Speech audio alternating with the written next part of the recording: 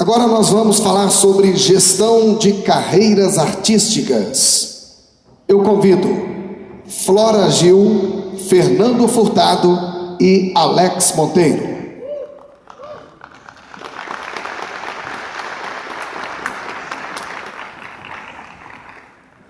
O moderador Pedro Coelho, administrador e empreendedor com atuação no entretenimento do Brasil há 26 anos, sócio da Social Music, empresa que atua na gestão de carreira artística e na realização de grandes eventos pelo Brasil e atualmente com escritório na Europa, com sede em Lisboa. Diretora e sócia da GG Produções, que administra a carreira musical de Gilberto Gil. Atua em outras empresas de mídia e em planejamento estratégico de redes sociais e da carreira de outros artistas. Idealizadora e realizadora dos festivais de música MPB e Combina, Camarote e Trio Expresso 222, no Carnaval de Salvador. Senhoras e senhores, eu tenho a honra, prazer e a satisfação de passar a palavra para Flora Gil, que recebe mais uma vez os aplausos de todos. Já tá. Bom, primeiro eu queria agradecer o convite da ABRAP, o convite do Shaolin, para que eu pudesse. É a primeira vez que eu venho aqui nesse encontro. E quando ele me pediu, ele disse: Flora, eu queria que você falasse de gestão de carreira. E eu fiquei em dúvida se seria esse mesmo tema que eu poderia falar e desenvolver e conversar aqui com vocês e conversar aqui com eles.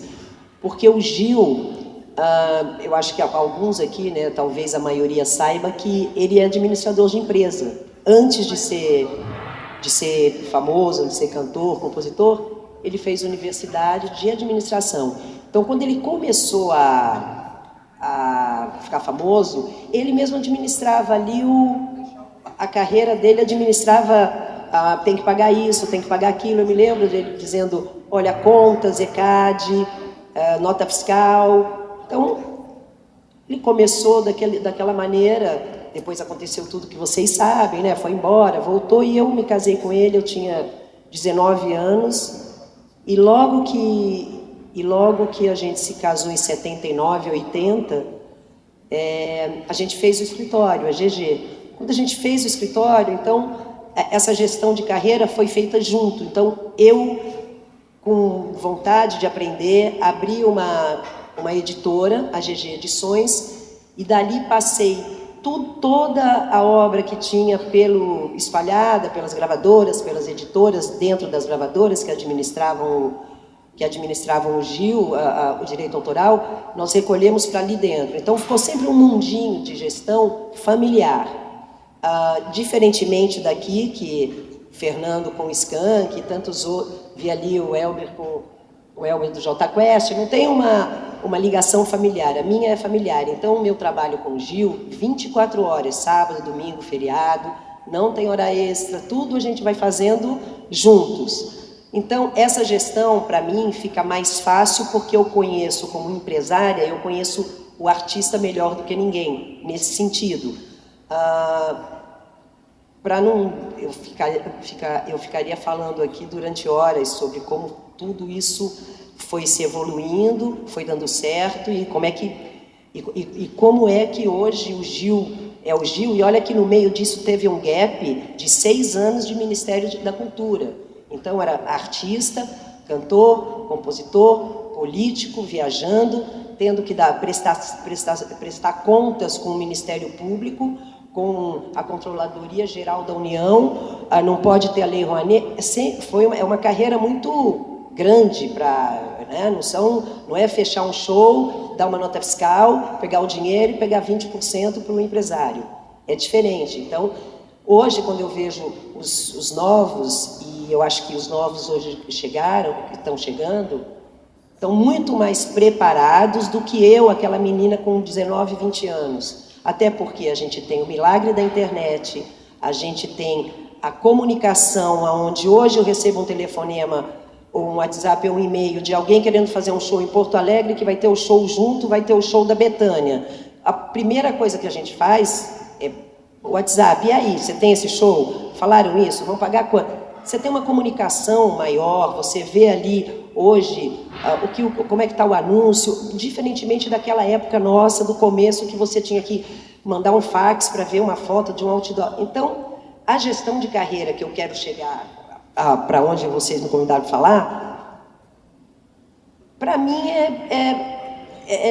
ela está indo com o Gil, particularmente com o Gil. A Preta começou lá no meu escritório, mas a Preta já já vem aqui para esse lado. A Preta já é digital. Então a gestão de carreira da Preta, ela própria faz o public post, ela própria faz isso, e tem um escritório que toma conta dela.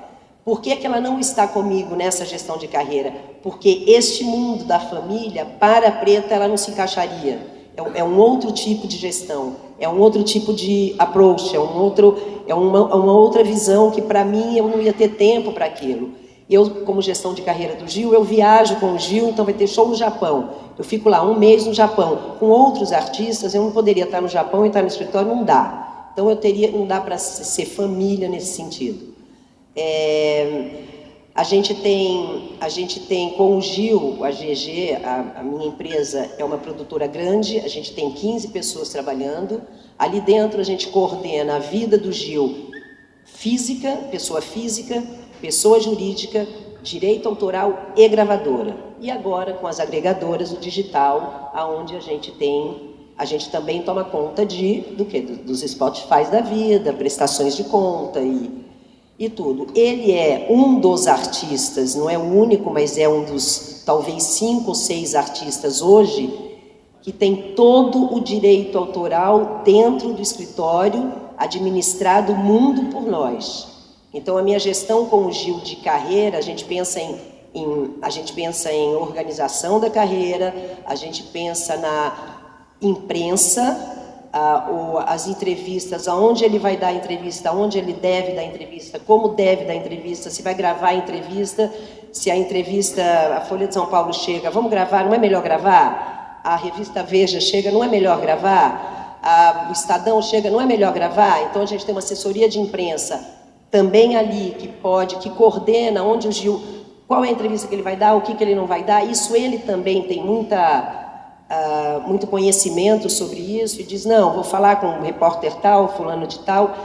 Nós temos um cuidado muito grande na gestão de carreira de pagar e declarar todos os shows, todo o imposto de renda. A vida é aberta ali no nosso escritório. Antigamente, lá atrás, 30 anos atrás, 40 anos atrás, às vezes tinha bilheteria, a gente pegava ali, então me dá R$2.000 aqui da bilheteria que eu vou pagar o segurança.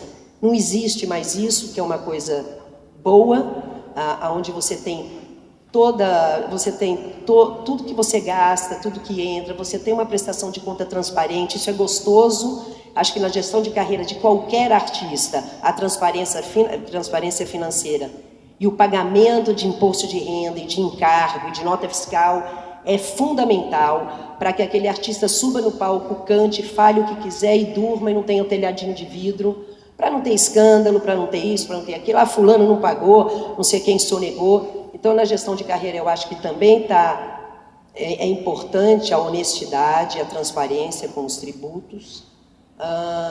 O Gil faz muito show, a gente já fez 30 turnês na Europa, mesma coisa, 30, 32, a gente vai fazer uma agora, esse ano agora, que vem de novo. Voltamos de uma turnê na Europa agora. Então, a gente fica entre o Brasil e entre a Europa fazendo essas turnês, e a gente faz do mesmo jeito, tomando cuidado onde é que, sempre recebendo, onde é que a música do Gil está mais... a França está melhor que a Itália, vamos começar pela Espanha, não, Portugal, qual foi a última... Contando quantas vezes o Gil já cantou, já foi para a Rússia, não, vamos tentar ir para... Então é isso, o Oriente Médio, o Gil é muito adorado em Tel Aviv, em Israel.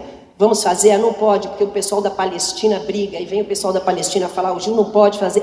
Então a gente está toda hora ali parecendo o chinesinho do Cirque du Soleil, entendeu? Com aquele pratinho, equilibrando, tentando equilibrar. Enfim, se eu tiver que falar alguma coisa assim mais objetiva da gestão de carreira, Eu acho que a gente tem que escutar, não deve impor ao artista o que a gente acha, eu acho que a gente deve escutar o que o artista quer, onde o artista se sente confortável, qual é o meu artista tem 76 anos, então eu não sou maluca de ficar armando umas coisas que eu sei que não vai dar certo. Ele teve também uma doença, ficou doente, a gente se recuperou, ficou 1 ano meio fora. Agora que ele estreou um show agora, aqui em BH, tem 2, 3 dias que a gente estreou aqui. Então, eu acho que a transparência com o artista que a gente trabalha é o ponto fundamental para o empresário e para o artista seguirem bem. E a confiança um no outro. É isso. Quero aproveitar a deixa para também aqui agradecer ao Fernando. Ele é jornalista e publicitário pela PUC Minas Gerais, empresário e produtor musical, sócio da Calango Produções, gestora da carreira do Skank. E também o Alex Monteiro, advogado e empreendedor, sócio fundador da Nonstop, empresa que representa nomes como Whindersson Nunes, Tirolipa, Carlinhos Maia, G.K., Dani Russo, entre outros. No caso pessoal do Skank, a banda começou num período aqui em Belo Horizonte em que a gente teve uma entre-safra muito grande. Como já acontecia um movimento nos anos 80 em Rio e São Paulo com vários artistas, várias bandas, aqui em Belo Horizonte a gente não teve isso. A gente teve um período do Clube da Esquina, que foi ali nos anos 70, e na área de produção de eventos a gente tinha as produtoras que faziam as turnês nacionais. Eu acho que a Planarte fez em 83 a turnê do Gil, de Umbanda 1, acho que foi isso, né? Mas a gente não tinha um mercado aqui de bandas. Eu lembro que quando o Eric Clapton fez o show no Mineirinho, o GG convidou as bandas e falou assim: olha, eu queria que todo mundo fosse até o show para saber como é um grande evento, porque as bandas que existiam em Belo Horizonte, elas não tinham gravadoras, não tinham um mercado, e era tudo muito de improviso. Na época, eu trabalhava na Rádio Extra, que era uma FM que tocava demos, que é uma proposta que hoje a gente não tem mais, né? Esse papel da plataforma de lançamento do artista novo está em redes sociais, YouTube, são outras mídias. Não existe mais aquele formato da rádio que toca a fita demo e lança um artista novo. E eu trabalhava lá como programador, produtor, e ali eu recebia as demos dos artistas de Belo Horizonte. E nessa época eu conheci o que viria a se transformar o Skank, o Jota Quest, o Pato Fu, que eram bandas dos anos 80 que não tiveram um mercado como os gaúchos do União de Nós, Engenheiros do Havaí tiveram, no Rio todo aquele movimento do rock brasileiro. E aí, numa dessas, eu conheci o que veio a se tornar o Skank, e a gente começou em 91. Pelo que a Flora falou, e isso é verdade, eu acho que aqui no Brasil, mais do que em qualquer outro lugar, a relação de gestão artística ela é muito pessoal. Acho que todas as tentativas de grandes agências, e isso as gravadoras no período da entre-safra do formato, no início dos anos 2000, eles tentaram criar agências ligadas às gravadoras, e é uma questão que não dá certo, porque a carreira de um artista ela se resolve na van, no caminho do show. Ela é muito pessoal, não existe isso. Isso pode ser viável no formato americano, em que 30 carreiras estão na mesma agência. Aqui não, aqui todo mundo sabe que o Elber que está ali gravando a gente é o Jota Quest, o outro é outra banda, a Carol está no Lagoon, que está em ascensão aí. Então é uma questão muito pessoal, e assim a gente vai se adaptando ao artista e ao mercado. E eu acho que a gente estava tendo uma prévia do que a gente poderia conversar ali no camarim, e o que eu acho que é muito mais louco é que antigamente as pessoas eram contratadas e ficavam famosas, os artistas ficavam famosos.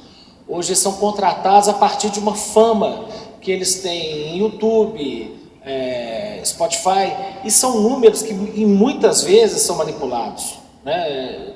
Não é uma coisa totalmente confiável o número de views no YouTube, e acho isso uma loucura, porque como vai surgir um novo artista, né? O Cartola, que começou a carreira dele já maduro, como que seria um Cartola contratado hoje? Quem daria views e likes numa carreira assim? Então, eu acho que, mais do que nunca, o formato de promoção e divulgação mudou muito. Não dá mais para se escrever um livro do vinil ao download, né? Já seria do vinil ao streaming. Outro dia mesmo a gente participava de reunião em gravadora e todo mundo falando como se o iTunes fosse a salvação. Hoje o iTunes não é mais a salvação, eles já falam, o Spotify passou a ser tudo e a gente tem o que? Há 30 dias YouTube Music, então o tempo todo a gente tem que se adaptar a uma forma de distribuição de música e com isso entram questões de relacionamento do artista com sua base de fãs, com o mercado. Então eu acho que o que é importante mesmo é a gente tentar conversar aqui e ver o que cada um pensa, o que a gente pode discutir do que está virando nosso mercado que a cada dia muda, né? A gente tem agora uma terceira etapa da nossa relação. Aqui eu passo a palavra. Obrigado. Primeiramente eu quero agradecer a oportunidade de estar aqui participando desse painel. É muito importante a gente estar aqui com vocês que são a base desse nosso mercado, né? E construíram todo esse mercado. E aproveitar para agradecer vocês, né? Porque se eu estou aqui hoje agenciando, é porque vocês batalharam muito e, como a Flora disse, hoje nós encontramos um cenário realmente muito mais favorável devido às informações e à oportunidade de informação que a gente tem hoje. Acho que eu sou menos conhecido aqui, meu nome é Alex, eu sou sócio da Nonstop, que agencia alguns influenciadores. Eu vejo que é tão nichado que até o nosso mestre de cerimônia tem dificuldade de falar às vezes, porque não conhece realmente, isso é normal, mas esses meninos que realmente vêm revolucionando o mercado, nomes como o próprio Whindersson Nunes, que se fôssemos pensar há 50 anos atrás, há 30 anos atrás, dificilmente conseguiria sair de Palmeira, lá no Piauí, para fazer sucesso sem passar por uma grande empresa de televisão, seja Globo, principalmente Globo ou SBT, mas o YouTube, com a sua democratização, permitiu isso. E entrando um pouco no nosso tema de gestão de carreiras, nós vamos um pouco na contramão, assim, no sentido de que a gente entende que a gestão de carreira ela é realmente pessoal, né? Mas nós tentamos implementar aqui um pouco do modelo americano, onde tem vários agentes associados à Nonstop, meio que um modelo da WME, UTA, mas sem dúvida alguma eu concordo com o Fernando quando a gente fala que gestão de carreira é gestão de pessoas e gestão de artista nós nos tornamos administradores de crises. A todo momento eu falo que meu celular, como eu tenho, são 17 artistas hoje na Nonstop, a todo momento a gente está debatendo questões sobre carreira, planejamento, mas também gerindo as crises pessoais. Então, a primeira questão que eu me pergunto nós somos gestores pessoais ou somos gestores de carreiras? Eu entendo que no modelo brasileiro nós somos gestores pessoais. Não tem como o Pedro não se preocupar com o cuidado com a doença da Simária. É impossível. Ele, né, acaba sendo parte do trabalho do Pedro também, enquanto gestor da carreira da dupla. Da mesma forma, não tem como eu não cuidar da saúde, do trabalho ali com os meus agenciados. Então, esse é um primeiro ponto.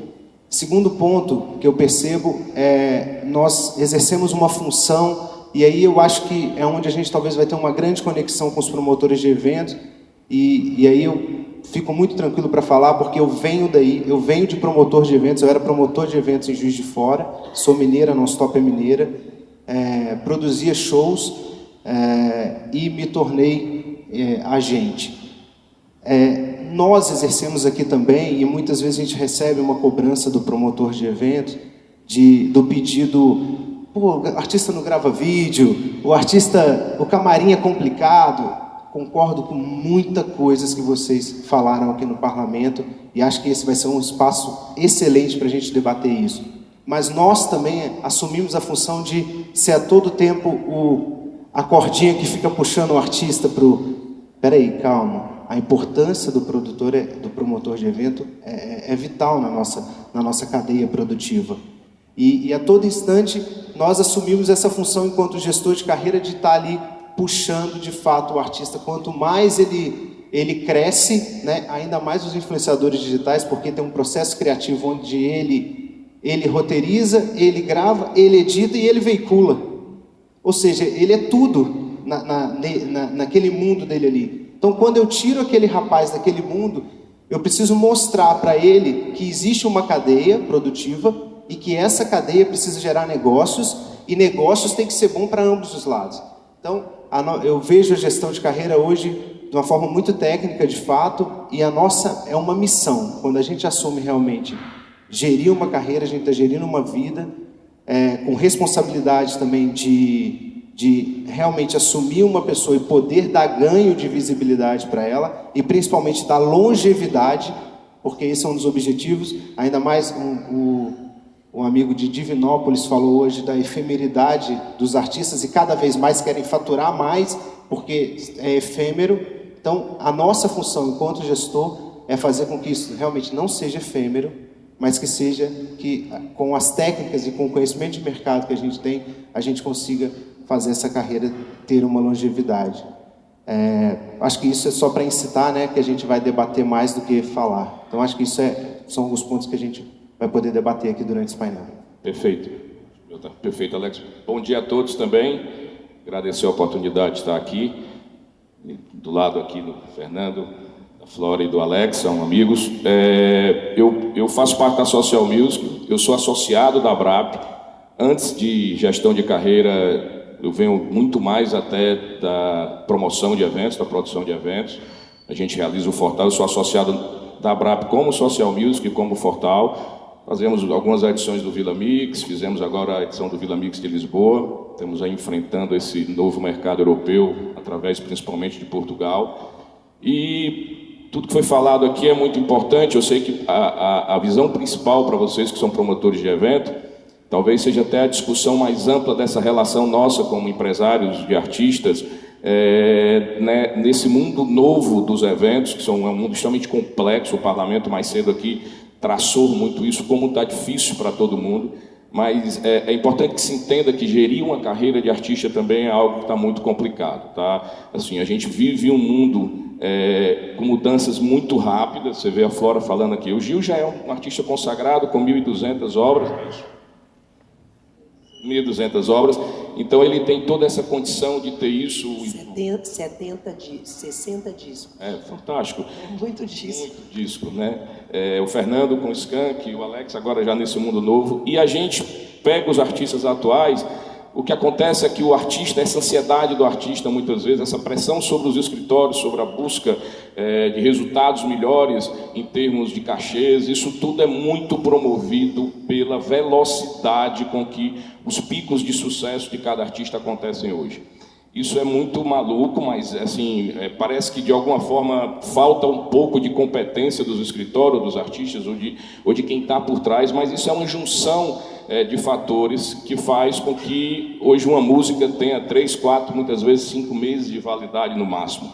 Essa música e a música é a principal posição do que o artista vale no mercado. Você pode pegar um artista muito consagrado, eu não estou me referindo aqui só para os artistas que têm essa história feita, porque eles se baseiam, né, em toda essa história construída.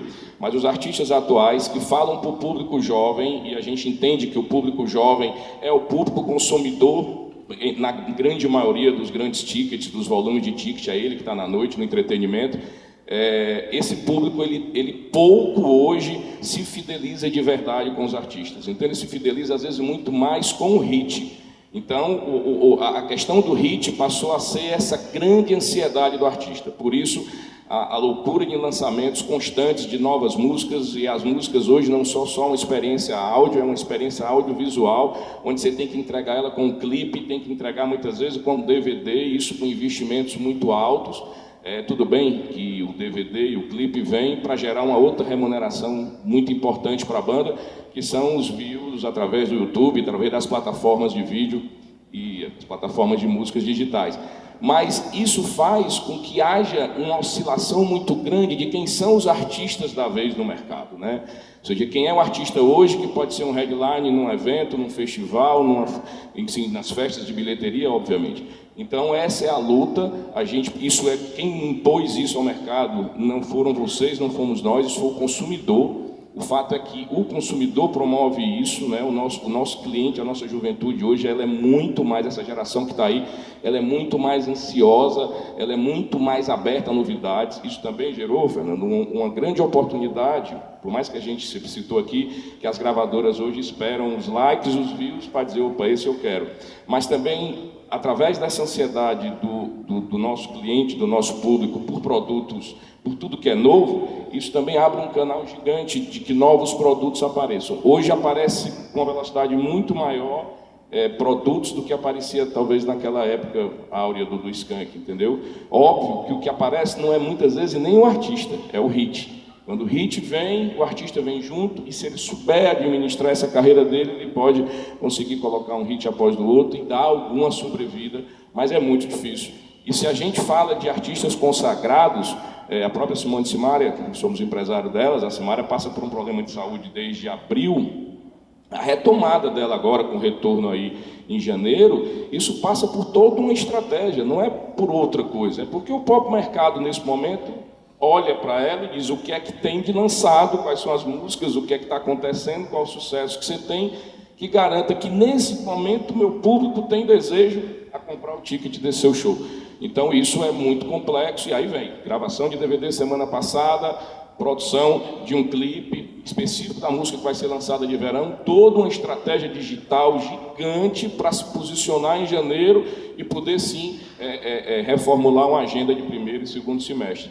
Então, essa é uma questão importante. Isso, muitas vezes, essa questão de ter que lançar e investir dos artistas, é que colocam na cabeça deles, e não é na dos escritórios, mas muitas vezes na cabeça do artista, não é que nós não sejamos responsáveis por isso, a ansiedade de, quando o hit aparece, de buscar, né? A coisa da negociação, de buscar um modelo de negócio onde eles possam rentabilizar melhor. E eu sei, agora já falo como promotor de evento, o quanto isso tem sido danoso, o quanto muitas vezes não existem modelos bem estabelecidos de negociação, o quanto isso varia de região para região no nosso país, que é continental, e quanto está difícil conseguir rentabilizar os eventos. Mas, assim, a gente fez esse preâmbulo, acho que todos nós falamos um pouco. A ideia é que a gente possa, como parlamento aqui também, acabou que vai virar um parlamento, ouvir de vocês e podermos debater aqui tudo aquilo que sejam os anseios de informação, de troca de conhecimento entre esse mundo que nós vivemos como gestores de carreira de artista e vocês do outro lado, a grande maioria aqui, o grande objetivo do evento, que é para os promotores de evento, como é que a gente pode compreender, entender e sugerir toda essa situação que o nosso mercado vive atualmente. Eu queria, talvez, assim, é muito importante, eu conversei com o Alex um pouco ali atrás, antes de abrir a palavra a todos. O Alex tem você quer apresentar o vídeo, Alex? Tem um vídeo bem interessante. Tem um vídeo que é o institucional da Non-Stop, que eu acho que é interessante, que mostra a nossa função assim como gestores, e acredito que seja um pouco idêntico, né? Apesar de eu não trabalhar tanto com música, né? Praticamente nada, mas eu acho que é idêntico, pra gente acho que incorpora, debater, né? Abra os seus olhos. Quantas oportunidades você já deixou passar? Non-Stop, a maior agência de influenciadores da América Latina. Tão grande quanto os nossos artistas. Duvida? No Facebook são mais de 46 milhões de likes e contando. No Twitter somos 25 milhões, que Twitter mais que tá pouco. Gigantes no Instagram. Mais de 260 milhões de perfis curtem, comentam, mandam DM. É muita gente. E ainda tem YouTube. São mais de 131 milhões de inscritos em nossos canais e, pasmem, mais de 20 bilhões de views. Sabe o que isso significa? Alcance. A gente chega nos palcos de todo o Brasil e de meio mundo. Entramos na sua casa, te ajudamos nas suas escolhas fundamentais da vida. E hoje somos multiplataforma. É internet, teatro, tem TV aberta, TV por assinatura. Se tem entrada, a gente tá lá. E se ainda não tá, calma, estamos chegando. Porque na Non-Stop o trabalho é completo. E toda essa exposição, todo esse trampo dá retorno. De marca e de gente grande. E aí, quantas oportunidades você já deixou passar? A Non-Stop trabalha para não perder nenhuma. Non-Stop Brasil.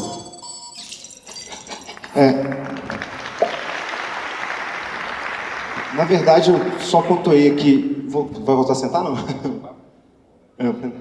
Na verdade, esse vídeo era só pra gente... uma coisa que eu acho importante, até pegando o que o Fernando falou, a respeito de visualizações. algo que nem sempre a gente tem esses números de fato, se eles são verídicos ou não. Mas hoje o que a gente percebe em termos de gestão, e cada vez mais a gente tem essa certeza, é buscar a atuação de um artista de forma multiplataforma. Hoje o artista, as redes sociais diminuíram ainda mais o limite, né, entre vida pessoal e vida real.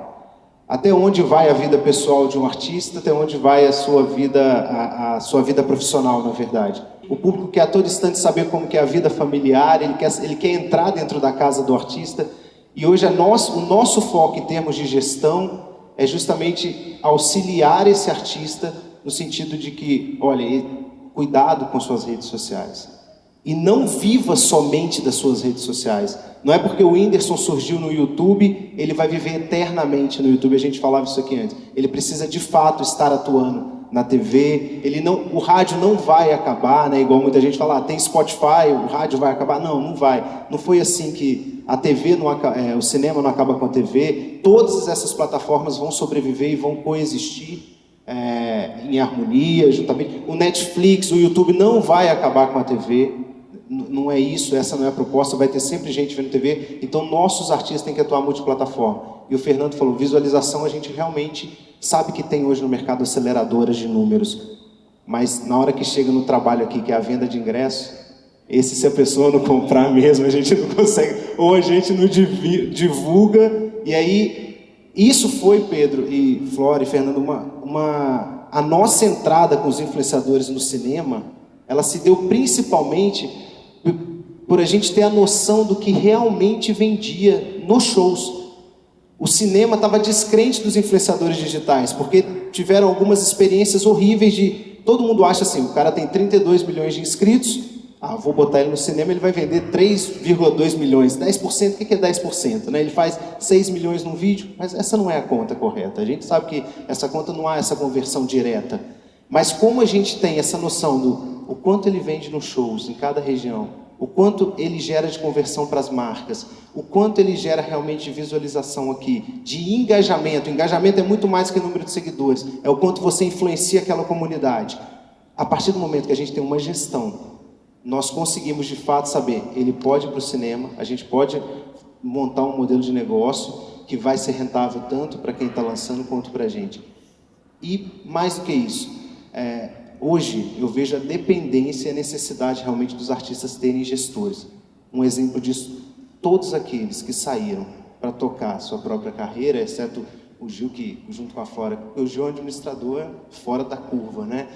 Mas a maioria dos casos estão retornando para os escritórios. Então, eu vejo uma importância muito grande da nossa função. O artista tem uma máxima de que quando ele está no auge, é mérito dele, quando está embaixo é a gente que está fazendo algo errado, né? Tem essa máxima, essa é a ideia da Non-Stop, demonstrar que nós estamos ali a todo tempo para dar esse auxílio, para fazer com que ele atue multiplataforma e para ele ver que realmente ele precisa de alguém pensando em outros negócios, em outras oportunidades que ele sozinho não vai pensar.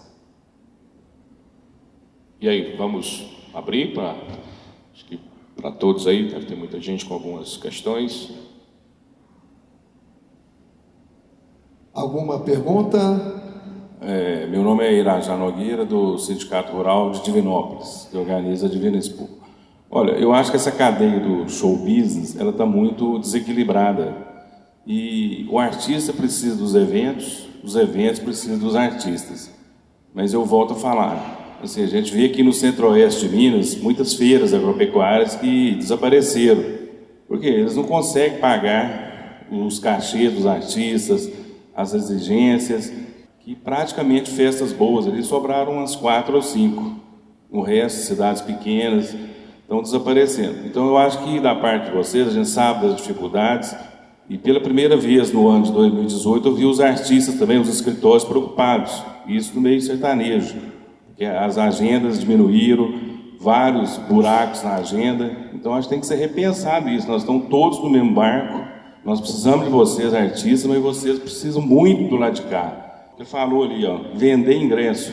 Hoje Um moço me perguntou aqui, olha, qual que é a maior dificuldade de vocês do evento? Vocês precisam de uma plataforma para gerir custos, vocês precisam disso, daquilo? Eu falei, olha, a maior preocupação nossa, vender ingresso. Que o cara vai comprar o ingresso para assistir aquele show. Primeiro, se o cachê é caro, você tem que cobrar caro. Como é que você fecha a conta? Você tem que vender patrimônio para pagar um evento? É melhor não fazer um evento. Lá no Sindicato Rural de Divinópolis, a gente fazia 2 feiras, a gente só faz uma. Nós estamos encolhendo ela também, estão diminuindo o número de shows, né? Isso é ruim, é menos mercado para vocês.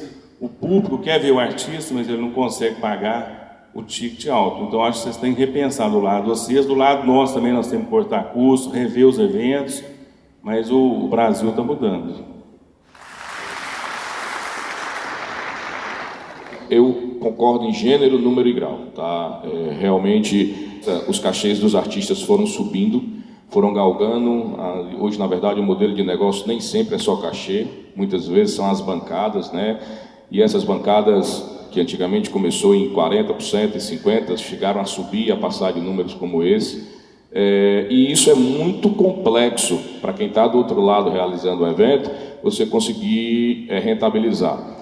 E além disso, outras experiências agregaram custos aos eventos. Os eventos passaram a ter no seu bojo de entrega necessidades de LED, palcos com cenografias que antigamente não se fazia. Tudo isso veio agregando novos custos aos eventos. A própria questão do Open Bar foi falada aqui sobre essa questão de se colocar e das áreas VIP cada vez mais presentes nos eventos. Hoje em dia não é mais só uma, tem o Open Bar simples de cerveja, tem o Open Bar com cerveja destilada, Open Bar com bebida premium, mas isso, na verdade, além de ter sido uma cultura que foi implantada pelos promotores de evento, o consumidor foi também cada vez mais puxando isso. Né? O mundo da ostentação, que hoje não se vive só no Brasil, tá? Eu estou rodando muito fora do Brasil, esse mundo da ostentação, dos camarotes, dos bistrôs com bebida e mostrando que está bebendo, que está consumindo, e isso na verdade virou até muito provocado pelas redes sociais, porque antigamente esse mundo existia, mas só via quem estava ali do seu lado observando. Hoje as pessoas na verdade utilizam as redes sociais para promover toda essa ostentação que ela realiza, seja ela verdadeira ou não, tá? Então tudo isso leva para uma condição de cachês complexos. O que eu posso te dizer é que existe sim um pensamento contínuo dos empresários de artistas, existe uma reformulação de negociações. Eu acho que o mercado define isso. É muito importante que a postura dos promotores de evento quanto a essa relação com os escritórios, os agentes como nós, seja realmente contundente na argumentação, no trabalho, no envolvimento, para que de fato os padrões de negociação sejam outros. Eu acho que se bateu no teto, eu acho que houve sim um exagero, e eu acho que se tem que trabalhar com realidades que se possa ter equilíbrios de conta proporcionais àquilo que se vai ter de público. Hoje muitas vezes se coloca a bancada com mínimos de cachê, que esse mínimo é inviável. Nem muitas vezes vendendo tudo, aquele percentual da bancada vai buscar aquele mínimo. Então não é uma bancada, você ali não... Porque quando começou a bancada era, meu artista, ele pode levar 200 mil de uma festa, mas tudo bem, eu vou fazer o seguinte, eu vou fazer uma bancada com você, mas eu tenho que te dar um risco menor, eu tenho que te dar 100.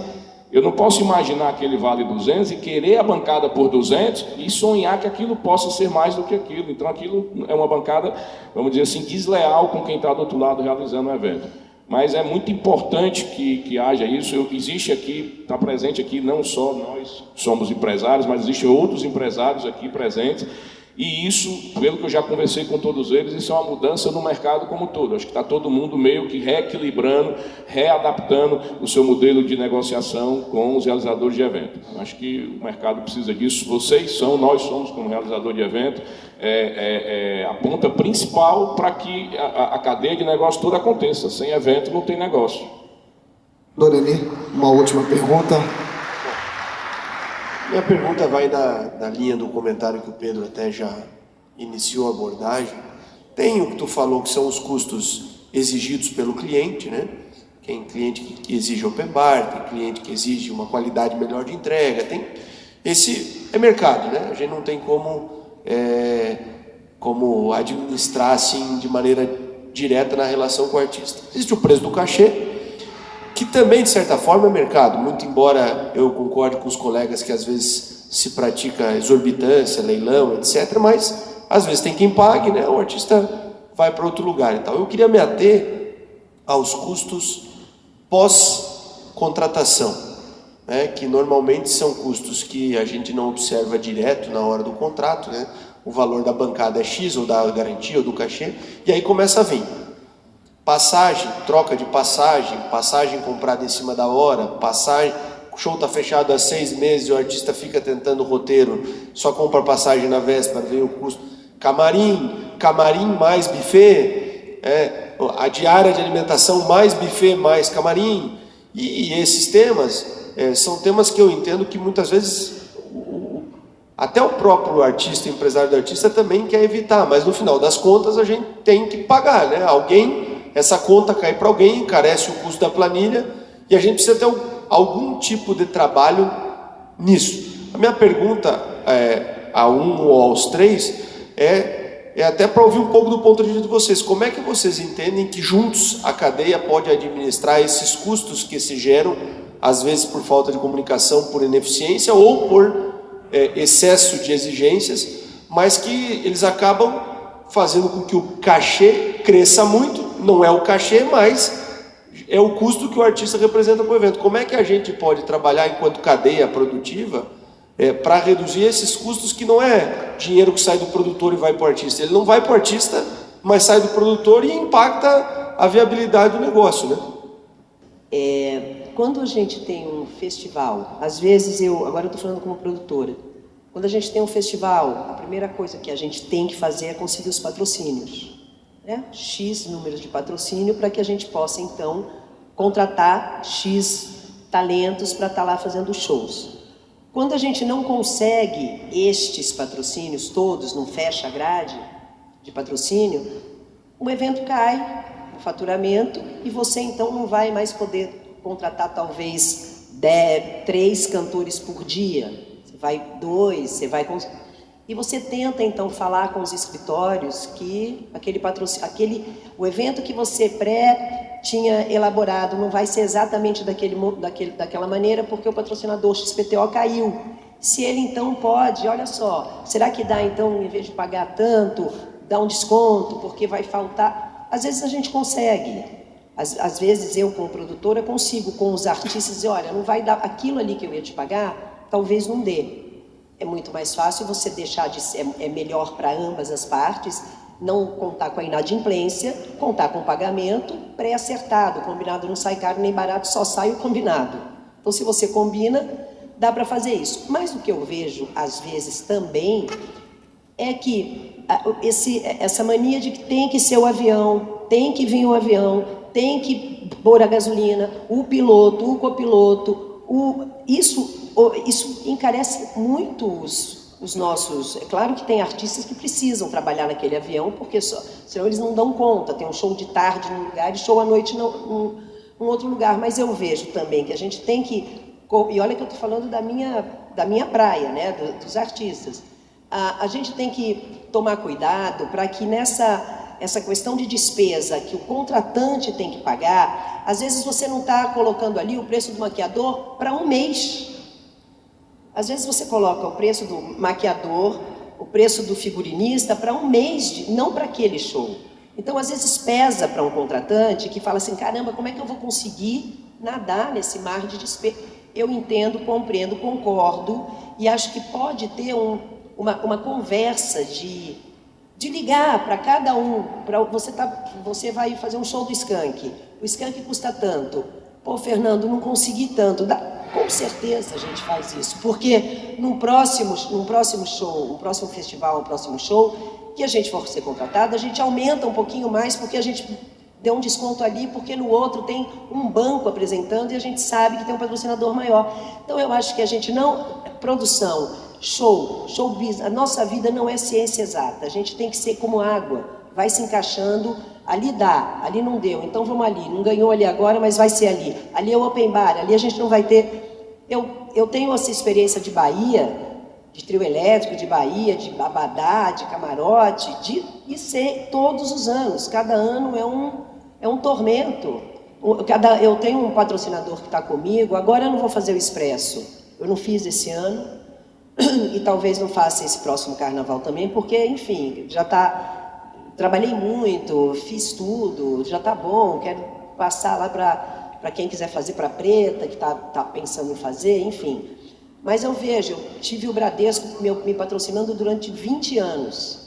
Todos os anos foi o mesmo patrocinador. Então eu pude fazer a mesma entrega para ele com aqueles outros patrocinadores os menores.